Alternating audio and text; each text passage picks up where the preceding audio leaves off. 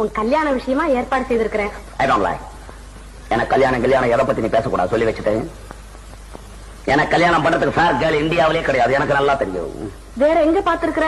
பிரான்ஸ்ல ஒரு கிளப்ல இருக்கவள பிக்ஸ் பண்ணிருக்கேன், அவ்வளவுதான் மேரேஜ் பண்ண போறேன். எனக்கு தமிழ்நாட்டு பொண்ணு தேவையில்லை. ஏண்டா தம்பி இப்படி எல்லாம் பேசலாமா? உங்க மாமா வேதரத்னம் இருக்கிறாரு, அவர் பொண்ணு சந்திரான்னு ஒரு பொண்ணு இருக்கிறா, அழகா இருக்கிறா, மூக்கு மூலியமா இருக்கிறா. அவளை நான் கல்யாணம் பண்ணிக்கணும், அதுக்காக இங்க வந்து எனக்கு தொல்லை கொடுக்குறேன். கல்யாணமா கல்யாணம் எதுக்கு பண்றதுன்னே இந்தியாவில இன்னும் சரியா தெரியாது. எனக்கும் வயசாயி போச்சு இல்ல? உனக்கு வயசாயிடுச்சுன்றதுக்காக நான் கல்யாணம் பண்ணிக்கணும் இல்ல? என் மூச்சு இருக்கிறப்ப எப்படி ஒவ்வொருத்தர் மூச்சுக்கும் கல்யாணம் பண்ணிக்கிட்டு என் மூச்சு என்ன ஆவறது? மோகன், நீ கல்யாணம் செய்துக்குத்தான் வேணும். சரி செஞ்சுக்க போ, செஞ்சுக்க போ. பெரிய தொல்லை. கல்யாணம் செய்து கொண்டுதான் மனிதன் வாழ்க்கை நடத்த வேண்டும் என்பது இந்த நாட்டு சட்டம்.